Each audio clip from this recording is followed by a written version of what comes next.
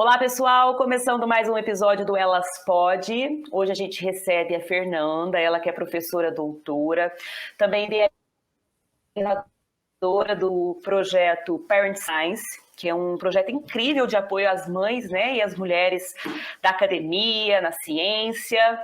Primeiramente, é um prazer receber você, Fernanda, para falar sobre esse trabalho incrível e para a gente falar um pouco também sobre esse universo da mulher dentro da ciência. Seja bem-vinda. Obrigada, Carolina. É um prazer estar aqui com vocês para conversar hoje. Fernanda, eu queria que você contasse para a gente sobre esse projeto que você tem, né, o Parent Science, como surgiu, contar um pouco o que é o objetivo dele, como ele ajuda mães e mulheres que estão dentro da academia, né, da ciência. Tá, então o Parenting Science, na verdade, é um movimento, né, algo muito mais amplo do que um projeto em si. Ele surgiu lá em 2016, lá na época nós éramos um grupo pequeno, éramos 7 cientistas, 6 mães e um pai, e a gente estava passando por esse momento de éramos jovens contratados na universidade como docentes e tentando conciliar a chegada dos filhos a essa rotina que a gente tinha como ideal na academia. Né, essa loucura de achar que é ok trabalhar 60 horas por semana, não ter feriado, férias, final de semana, e assim por diante. E, obviamente, com a chegada dos filhos, isso não tem mais como acontecer. Não acho nem que deva acontecer, tá? Eu acho que a academia precisa de uma reformulação muito grande em relação a essas questões, mas não tinha mais como seguir nesse padrão.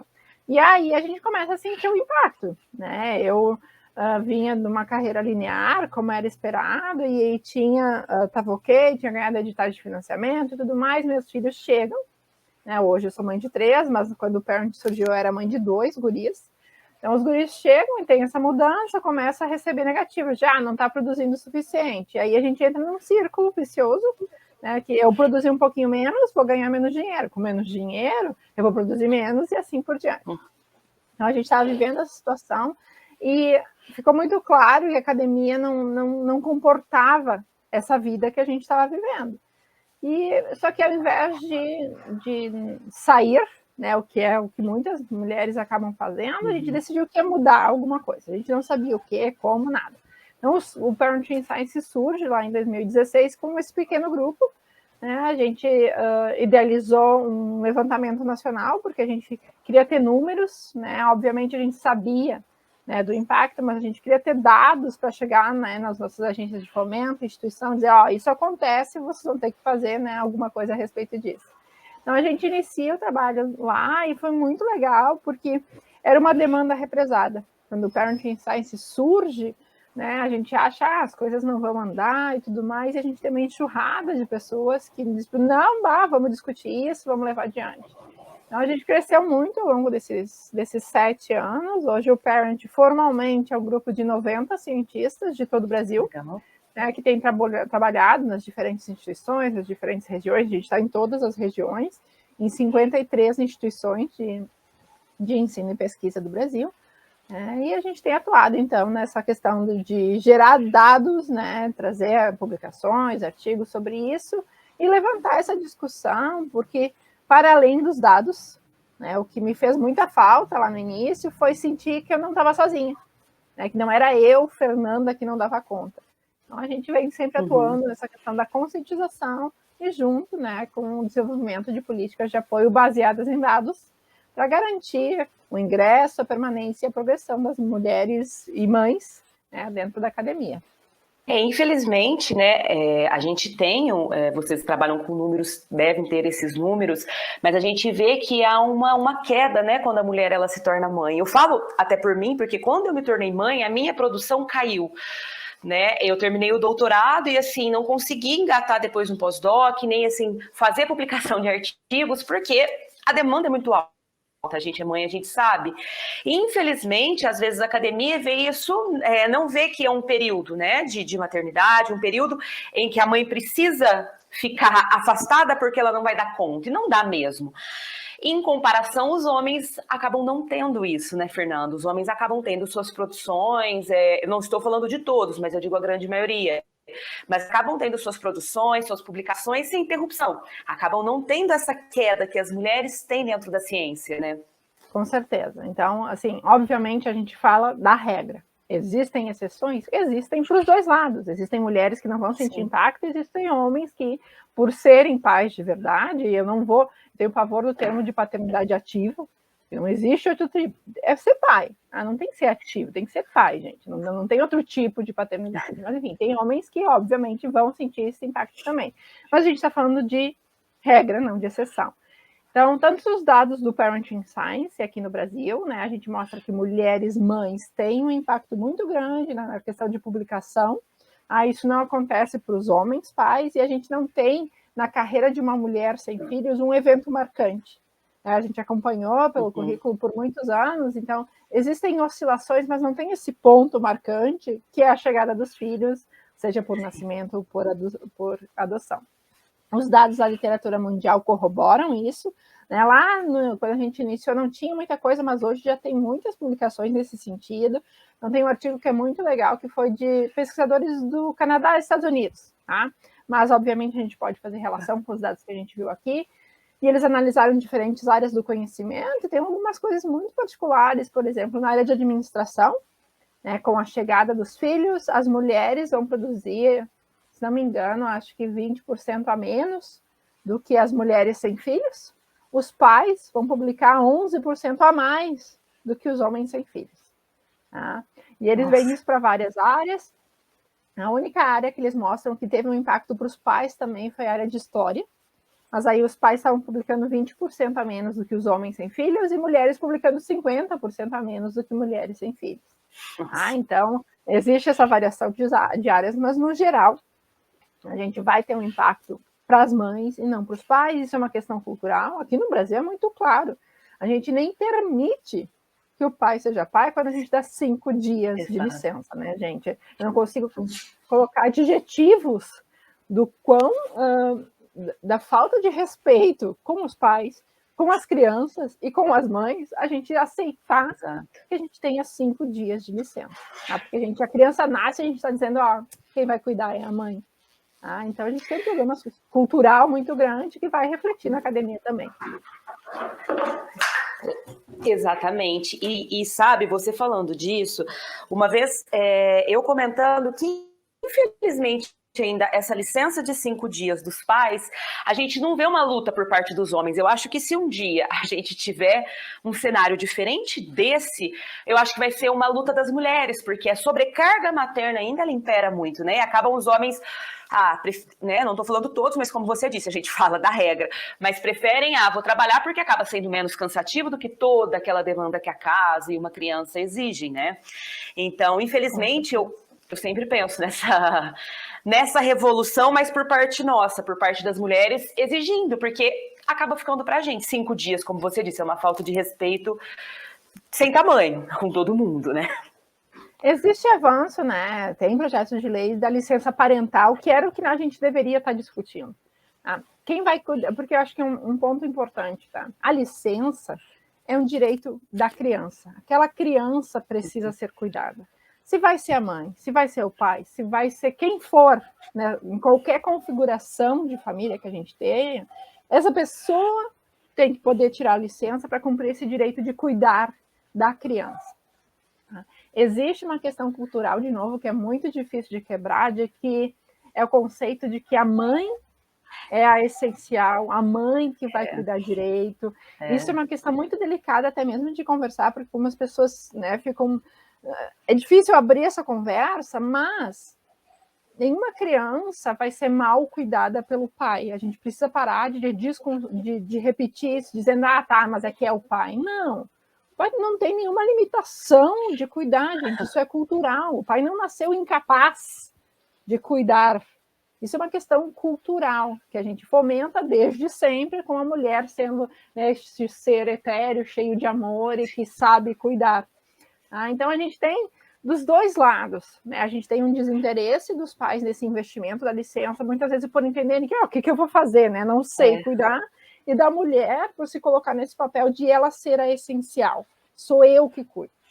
Obviamente, tem a questão da amamentação, né? A gente não vai não discutir isso, sempre vai ser algo que é central, e aí sim entra a única especificidade da mulher, Mas por isso a licença parental, disse, é 1 ano, então a mulher fica 6 meses em função da amamentação, o pai, ou enfim, a outra mãe, ou seja quem for no arranjo familiar, fica os outros 6 meses, e assim por diante. A gente tem que construir esse conceito de cuidar da criança dentro da realidade daquela família, seja quem for, tá? E garantir esse direito. Exatamente, é o que você falou, pensando dentro de toda a estrutura familiar e ver como cuidar dessa criança, sem que um lado, e sempre as mulheres, fique sobrecarregada. Fernanda, o movimento de vocês, esse movimento incrível que já tem 7 anos, queria que você falasse um pouco das conquistas que esse movimento trouxe para as mulheres, para as mães.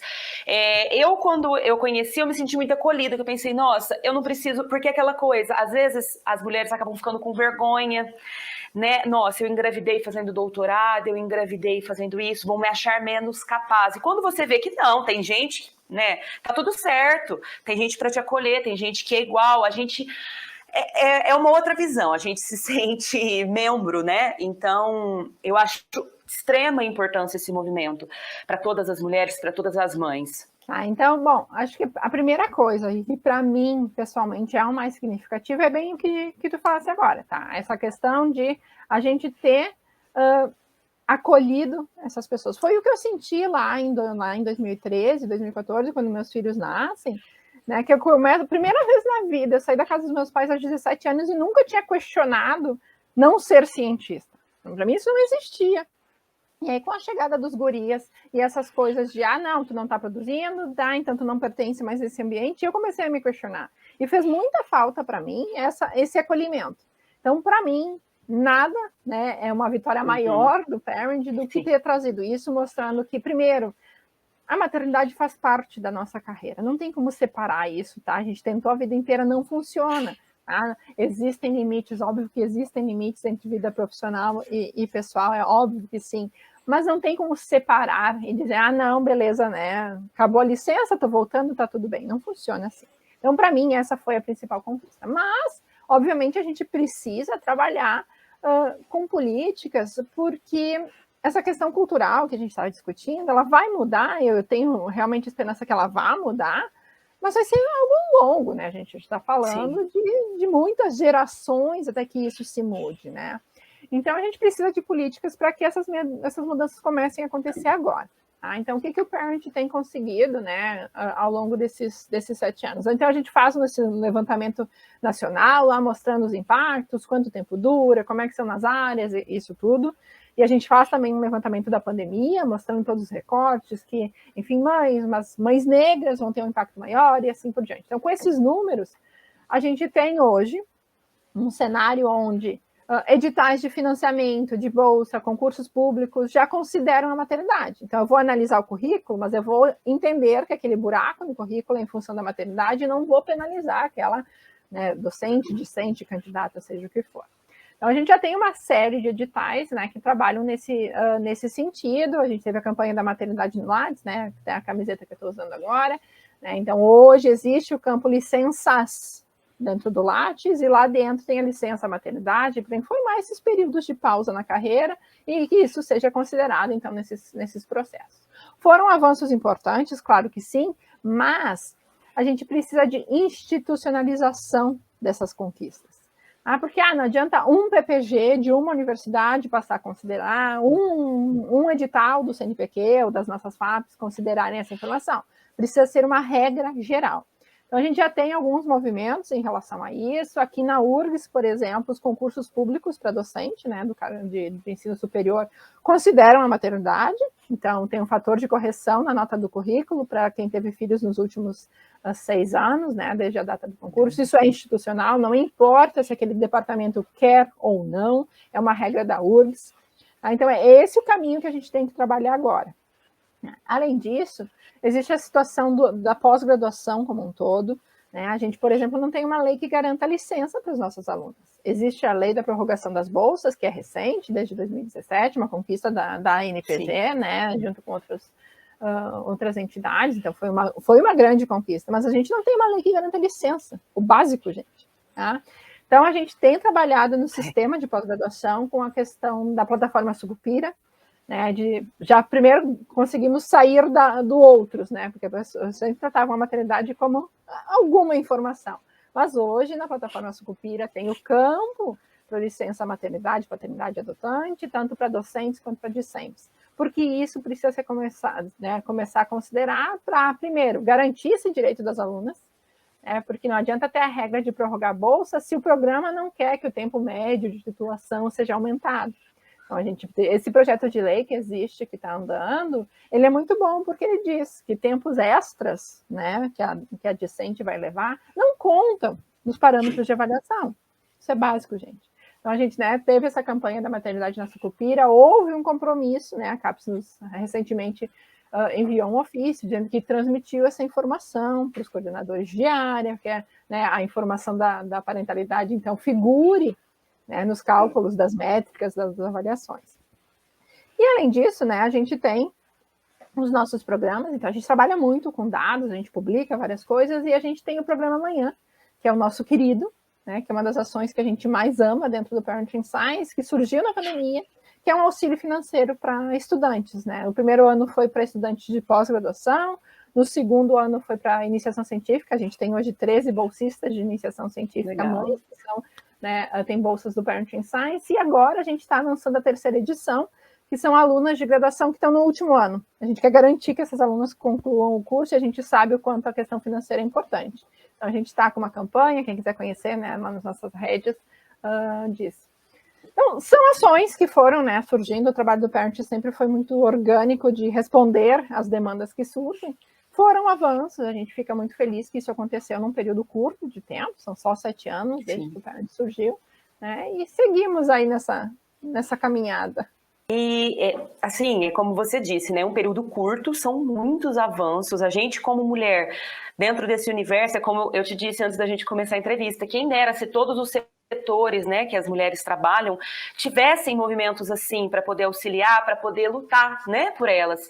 Porque é muito importante. A gente vê, muitas vezes, mulheres acabando se afastando da academia, da ciência, pela maternidade, por questões financeiras, a questão da bolsa, como você disse, a prorrogação é muito novo isso, 2017, tá aí, né, foi ontem praticamente. E, Fernanda, questão dentro da academia, da ciência, como você vê ainda a questão do machismo estrutural? Eu falo que ainda a gente sabe que não só dentro da ciência, né? A gente sabe que em todos os setores sociais as mulheres acabam sofrendo por conta dessa sociedade patriarcal, machista, mas dentro da academia, como você vê isso, essa opressão às mulheres? Tá, então ela existe da mesma maneira do que em qualquer outro setor da universidade, da sociedade. Tá? A gente está inserido dentro da sociedade que tem todos esses vieses, esses preconceitos, e a gente reproduz na academia. Quando o Parent começa o trabalho, muitas pessoas dizem, não, mas dentro da universidade isso não acontece. Acontece sim, gente, se não piorado até. Então existe sim. A gente tem muito forte a questão dos estereótipos, que tem sido discutido forte, né, as áreas onde as mulheres vão se dar bem ou não, a questão, até mesmo a ciência contribuiu um pouco para isso, né, desses conceitos equivocados de que existe uma aptidão de gênero para diferentes áreas, para as exatas e tal. Isso, na verdade, é uma questão cultural, não é nada biológico. Hoje já tem dados que mostram isso, que não é meu cérebro que é organizado diferente, ele é organizado diferente, mas não para essas coisas, né? Tem uma questão, é impossível desvincular, né, o fato de como eu crio uma menina desde que ela nasceu, né, e como eu crio um menino, e como isso vai impactar nas suas escolhas profissionais. Então, existe, sim, essa questão dos estereótipos. Uma questão muito forte, né, que está vinculada à questão do sexismo e do machismo é o assédio. Isso é um problema gritante dentro das nossas instituições e que é ignorado. Porque, obviamente, nenhuma instituição quer botar o dedo nessa ferida e dizer, a gente tem esse problema. Ninguém quer assumir isso, mas ele existe, gente. E isso coloca muitas mulheres para fora da universidade. A gente fala muito de resiliência. É óbvio que, né, as pessoas têm que ter resiliência para seguir nas suas carreiras ou na vida, mas não dá para cobrar resiliência dessa pessoa 24 horas por dia, todos os dias, e o assédio impacta muito nisso.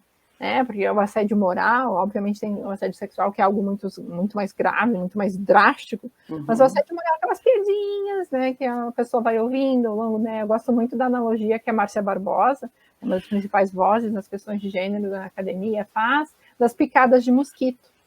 Várias vezes o que coloca a mulher para fora da universidade não é um evento traumático, uma coisa assim, aconteceu e eu vou sair. Não, é aquela coisa assim, que todo dia alguém vai lá, faz uma piadinha, alguém insinua que tu não deveria estar ali, alguém insinua que uma conquista que tu teve é porque, né, mas saiba que estava com aquela roupa e tal. Então tem sempre esse ataque à tua competência de estar ali, tá? Então, a gente, sim, na academia tem um problema muito sério, né, ainda de estereótipos, de machismo, de assédio, e a maternidade soma isso, né, porque, de novo, a gente vai falar dos estereótipos agora da questão do cuidado, de que é a mulher que cuida, ela que, né, nasceu para cuidar e tudo mais, e a penalização, né, da mulher ao se tornar mãe, porque a gente ainda vive numa sociedade que não aceita que a mulher não tenha filho. Tá? Essa questão da liberdade, ela não é bem vista, né? E a gente defende desde sempre que tem que ser uma escolha. Muitas vezes não é. E aí, então, a gente não aceita que ela não tem filho e a gente vai penalizar ela quando ela tiver.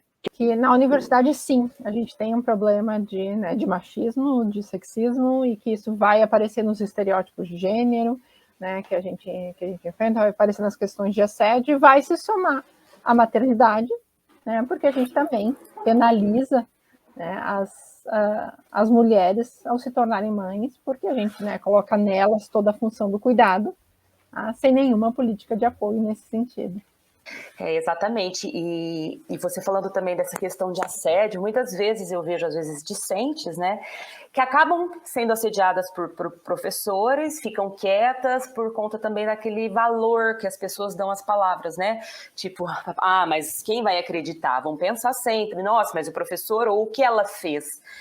E isso acaba fazendo com que essas mulheres se afastem das universidades, e é aquilo, por mais que hoje há esse avanço de políticas públicas que possam amparar essas mulheres, ainda são passos que precisam ser dados, né? E por isso, mais uma vez, esse movimento é tão importante, porque a gente acaba se sentindo acolhida, tem um apoio, é aquela coisa, qualquer coisa eu corro ali.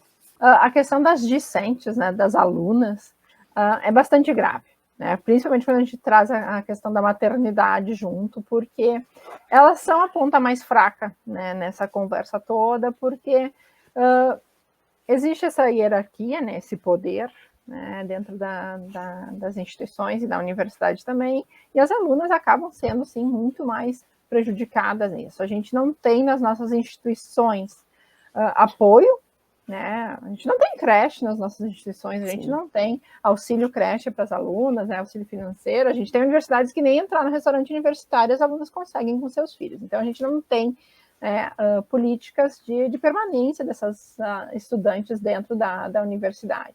E a questão do assédio com as mães discentes é extremamente grande, né? Porque a gente ainda enxerga que existe um momento certo de ter filhos. Então, quando eu me tornei mãe e eu já era docente, eu sofri várias coisas, óbvio que eu sofri, mas já era esperado que eu me tornasse mãe. Eu tinha 30 anos, já estava num cargo estável e tudo mais. Quando a maternidade chega durante a formação, seja na graduação, seja na pós, a resposta que essas alunas têm é que foi um erro.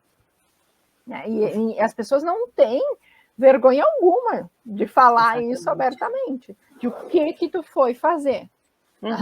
Então, essa é a cultura que a gente tem. Então, a aluna, já desde a gestação, ela já sofre com isso. É que a gente deixou, acabou tua carreira e tudo mais, onde é que já se viu, o que é que tu foi fazer? Quantas vezes a gente ouve, e eu ouvia muito isso na minha época da graduação, eu não tive filhos, né, nem na graduação nem na pós, mas eu ouvia isso de colegas do medo de contar para o orientador que tá... Gente, pelo amor de Deus, vocês têm noção da violência que isso é contra aquela mulher? A gente vive no ambiente que ela tem medo de contar sua gestação. Por quê? Porque a gente tem esse ideal da carreira de eu vou fazer a graduação, mestrado, doutorado, um pós-doc, vou entrar num concurso, aí sim, né, eu vou ter filhos. Antes disso, Deus do céu, né, onde é que já se viu, tu não te dedica para tua carreira e assim por diante. Então, as alunas sofrem muito com isso. Existem muitos coletivos nacionais que surgiram em todo o Brasil de discentes, né, que vão pautar essas coisas que são fundamentais para elas. E aí eu acho que o papel do parent é muito mais, né, amplificar essas vozes, né, o parent majoritariamente é formado por docentes, né, pesquisadoras, já, né, numa posição mais estável, mas existe esse movimento nacional, né, de discentes que precisam ser ouvidas. É muito mais fácil o parent ser ouvido quando eu, Fernanda, uma docente, chego nos ambientes do que quando uma aluna. Sim. Né? De novo, por essa questão de a gente não naturalizar a maternidade como ela vai acontecer por escolha ou não, e esse é outro problema que a gente tem, né? Que a gente associa a maternidade sempre à escolha, e a escolha da mulher, a do homem nunca é questionada. Mas tem um trabalho muito bonito, que é um levantamento, né, um trabalho de Nascer no Brasil. E eles mostram que 52%, eu não lembro exatamente da taxa, das gestações não são planejadas. Mas quem é que vai pagar, né, por isso? E é um absurdo que a gente pensa em pagar um preço por uma gestação, mas, enfim, dentro da nossa sociedade, é a mulher. O homem nunca vai ser questionado de o que aconteceu, né? A mulher, sim. Então, a gente tem nas alunas um elo ainda muito fraco. Elas não têm política de apoio, elas não têm nem o direito básico da licença garantido, e elas não são escutadas. Então, a gente precisa fortalecer esses movimentos estudantis, porque não dá, gente, não dá. A gente não pode aceitar que essas violências, porque não é nem né, não é nada menor do que é uma violência contra essas mulheres. E a gente precisa chamar isso do nome que é, para que as pessoas entendam o que está acontecendo. É fundamental, eu acho que você falou, chamar as coisas como elas são.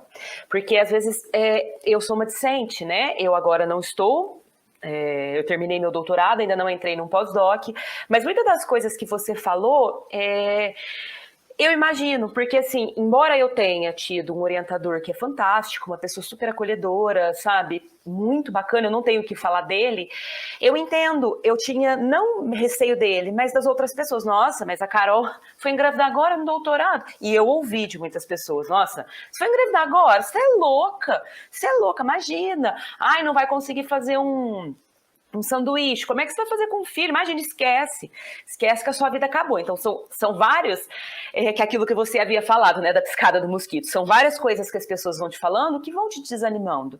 A gente acaba sendo atingida.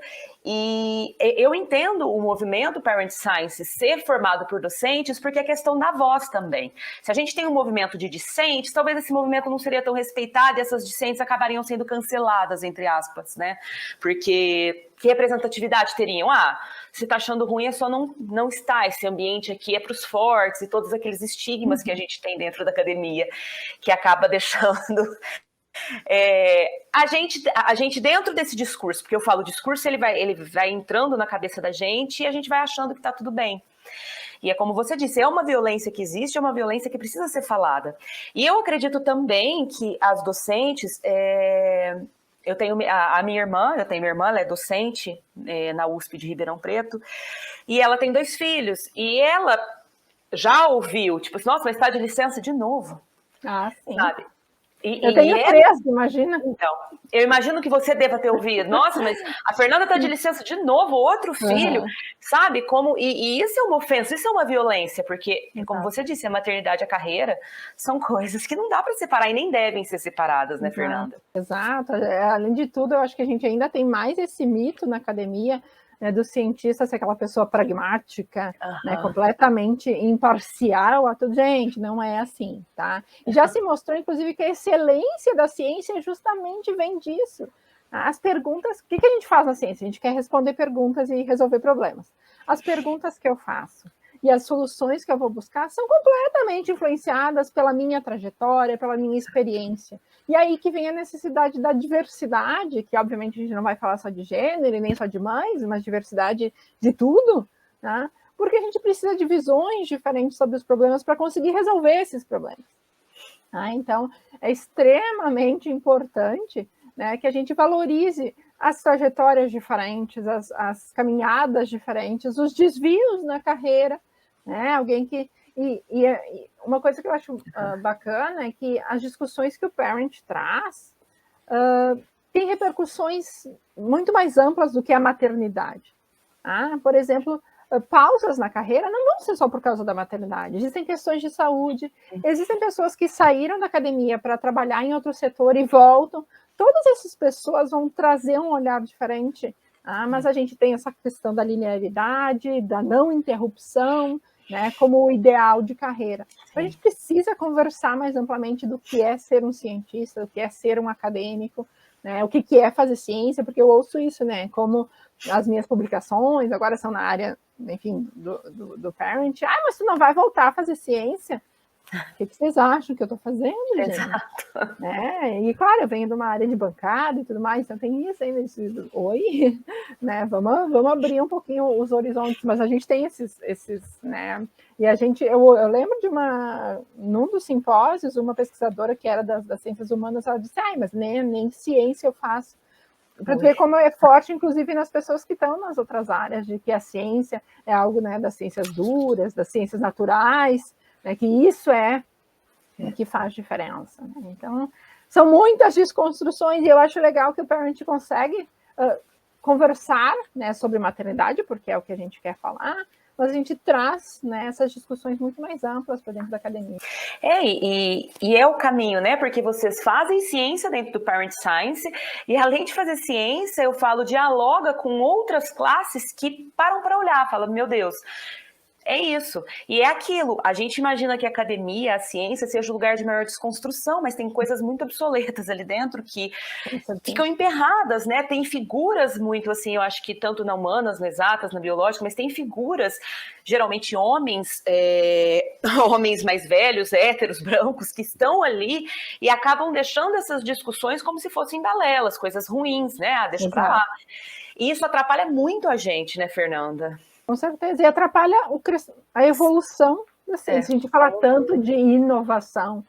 Como é que a gente vai inovar se eu tenho, né, as pessoas que estão trabalhando num grupo homogêneo? Né? Porque por muito tempo, quem é que conseguia estar dentro das universidades, e principalmente das universidades públicas, que é onde a gente tem a produção de ciência, né, aqui no Brasil? Sim. É um grupo muito específico de pessoas. E aí a gente, com as ações afirmativas, que foi um movimento extremamente importante, a gente traz diversidade lá para a graduação, mas a gente ainda carece de muitas políticas de permanência, né? Não adianta só botar as pessoas lá dentro, elas precisam conseguir permanecer na carreira acadêmica, né? Para aquelas que querem, obviamente, e depois progredir. Né? Se aquela pessoa quer seguir, né, se tornar docente e tudo mais, a gente precisa garantir que essa pessoa progrida. Né? E isso vai passar por entender que igualdade não quer dizer condições iguais, né? A gente precisa de equidade, de dar as mesmas condições de competição, que vão ser regras que vão variar, gente. A gente ouve muito, vocês vão botar esse fator de correção no currículo das mães, vocês vão prejudicar os homens, vocês vão prejudicar as mulheres sem filhos. Não, gente, a gente está equalizando uma disputa que nunca foi justa. Só que daí, claro, né, o grupo que sempre esteja vindo no poder, né, e ninguém quer abrir mão dos seus privilégios. E só fazendo um comentário sobre a questão das não-mães, né, o parent nunca na vida defendeu uma maternidade compulsória, tá? Não é essa discussão que a gente carrega.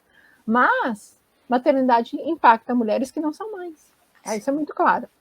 Né? Quem é que nunca ouviu, numa entrevista de mestrado, ou de doutorado, ou num concurso, ou fora da academia, né, a pergunta se, tu vai ter filho? Tu tá casada? E todas essas questões que nunca são feitas pelos homens.